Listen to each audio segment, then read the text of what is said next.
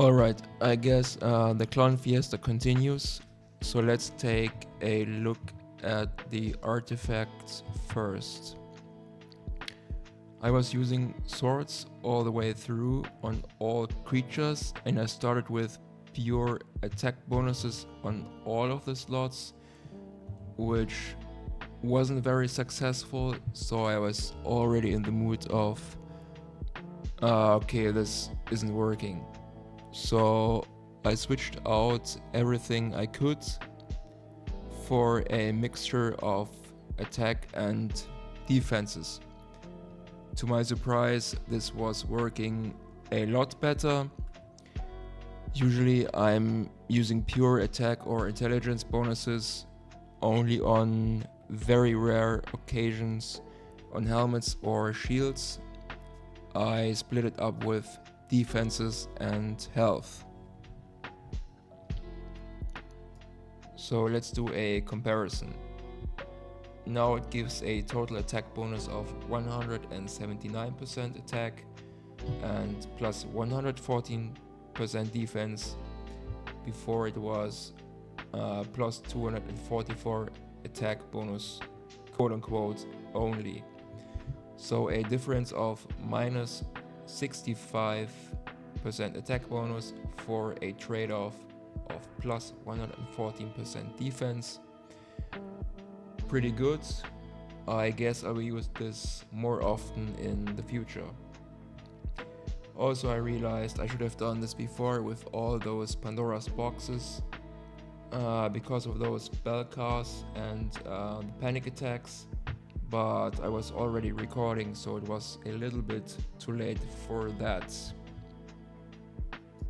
So for the most part I was using the monk specialization, which is based on huge amounts of dodging and counter-attacking via celerity. So let's do a quick overview of this spec. So Blurred Strikes makes it so that you have a 62% of attacking again after you counter strike with celerity, and it can happen over and over again, I guess with the same percentage.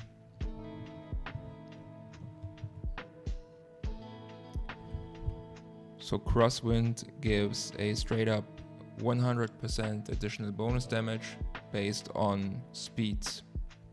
Dampen Harm is great for survivability. So it does, when your creatures would receive fatal damage, they have a chance to prevent that damage equal to their dodge chance. I think this is based on their speed actually instead of something else. Still pretty good.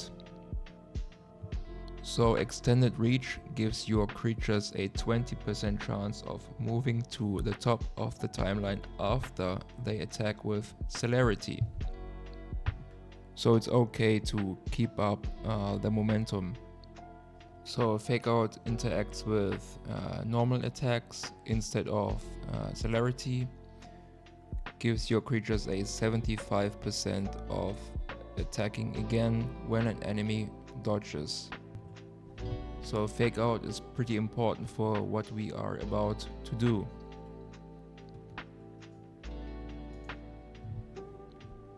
So Fortified Spirit is amazing in long-lasting fights. After a creature's dodge, they gain 10% defense for each time they have attacked with celerity in the current battle. This accumulates very quickly to insane values, and if you have traits or perks that lets your attacks also be based on defense, it gets even stronger. So Good Karma gives your creatures always agile, and this buff procs 100% more often.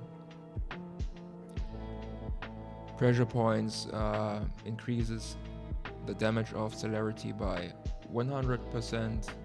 Simple as that.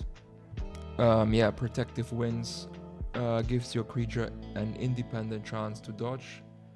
I like this a lot for anointments.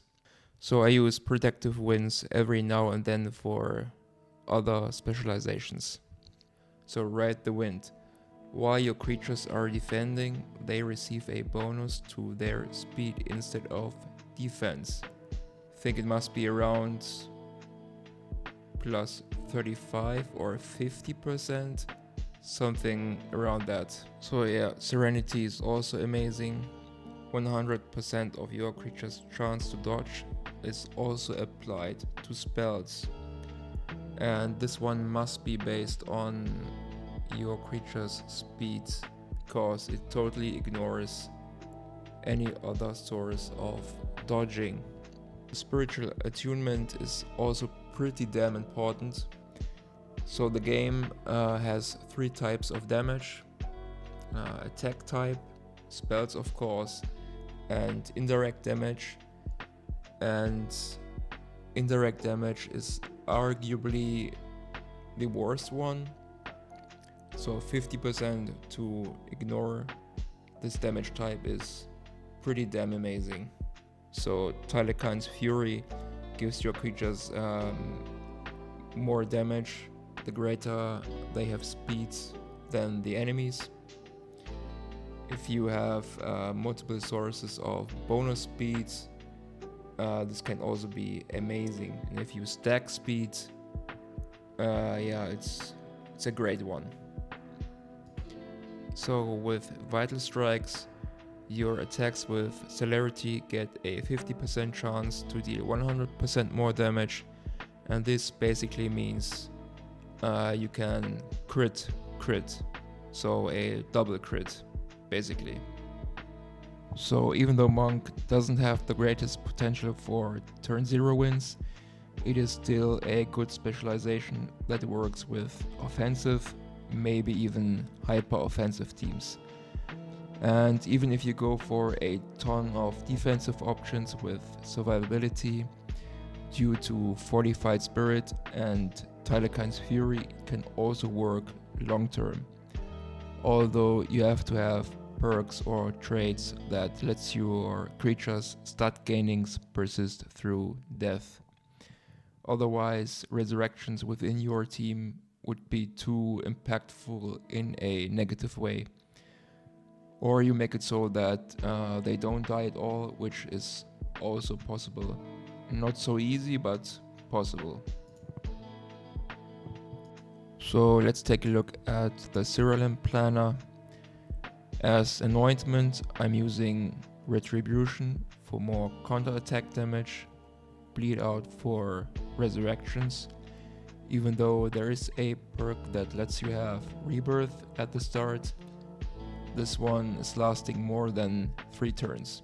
Inner Light for a straight up 40% damage reduction on everything.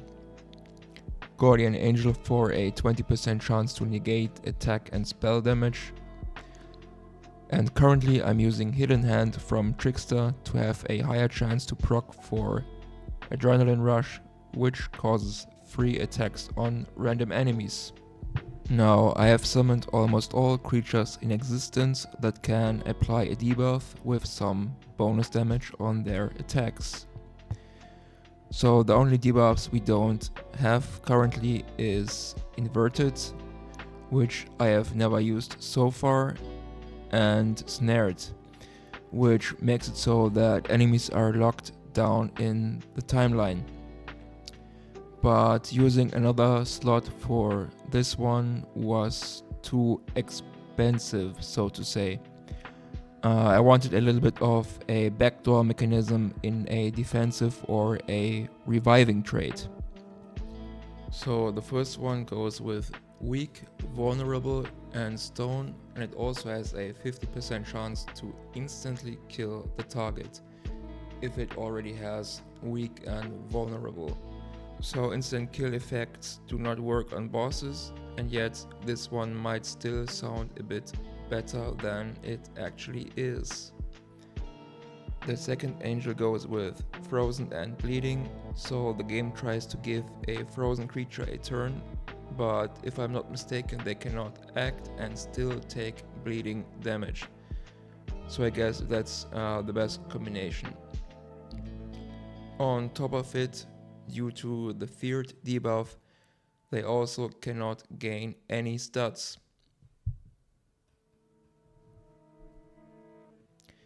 Third one goes with Confused and Cursed, so enemies attack each other and also take reflect damage. This one also has the trait Supersonic, which causes 1 turn of silence on enemies.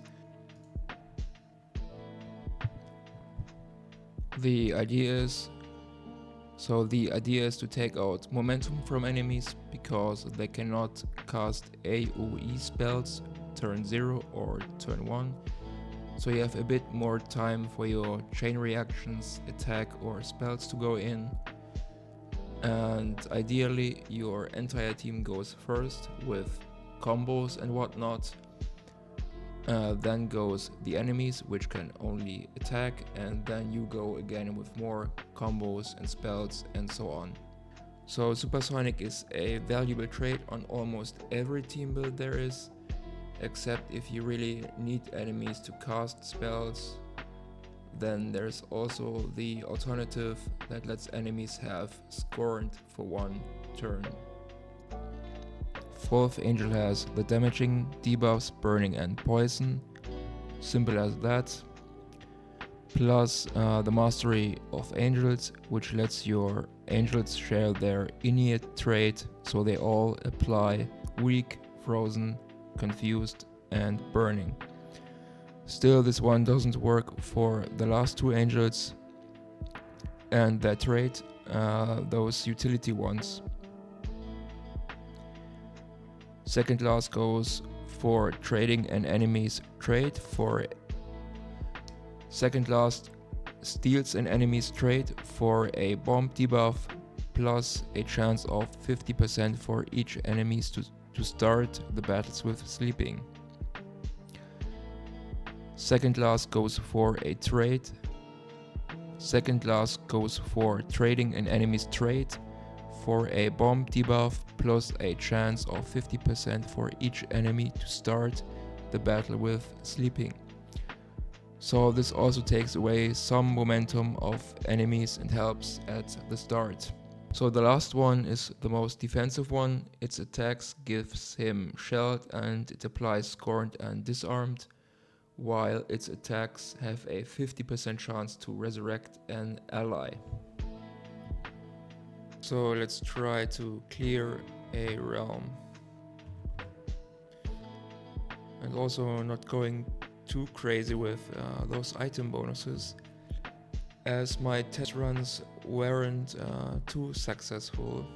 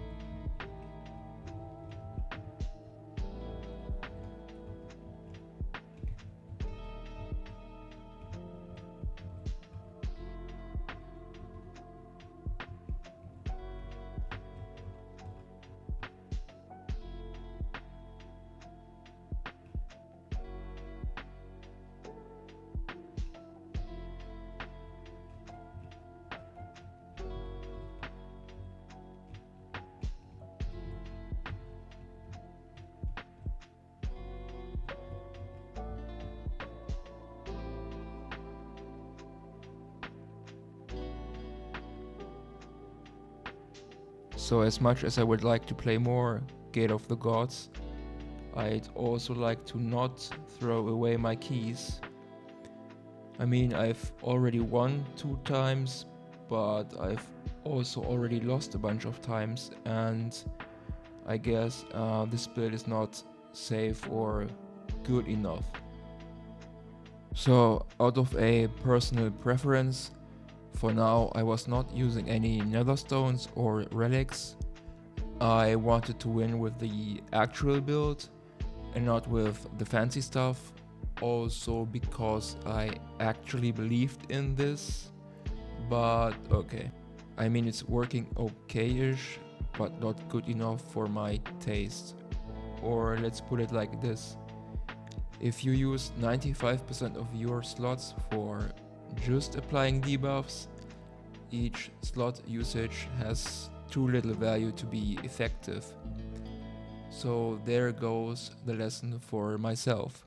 I will save this one, do some adjustments, maybe put relics on, some ideas for nether stones, and maybe in some time we're gonna replay this and try Gate of the Gods and see what kind of outcome it has. So to not leave you guys with a somewhat underwhelming feeling, I'm gonna show you one of my late game creatures, but we have to take a look at some traits for the full story first. So the artifact slot has Spooky Technique. After your creatures attack or cast a spell that removes their invisible buff, they deal damage to all enemies equal to 35% of their defense. Considering that you can start battles completely invisible with Trickster, that's already pretty devastating if you combo it correctly. So Spook makes it so that this creature starts battle invisible already, deals 200% more damage while it is invisible, and this buff isn't removed anymore at the start of its turn. Last one is Vicious Webs. Enemies take 25% more damage for each debuff they have that they are resistant to. So that is super helpful for false gods and nether bosses, which are very likely to have some resistances. Okay, so here we go. Top left is the actual artifact and bottom left is the nether stone. And this is unquestionably the best stone I have ever found so far. It's not even close to the rest. Together with Showdown, it is now a complete bonus of 650% intelligence bonus, while it also gets a plus 50% defense bonus based on its intelligence at the start of its turn. Helps with long-lasting battles. So with the spell slot and the invis chance on the trick slot, I might be able to attack or cast out of invis and reapply invis with some chances. Alright, so that's it for now. Next episode or the next build will likely be better. Also because I already played it quite a bit to make some progress in realm depths. So I know it's working quite well, and maybe we can also attempt to ascend the rest of my Witch Doctor specialization. Okay, so thanks for watching and see ya next time.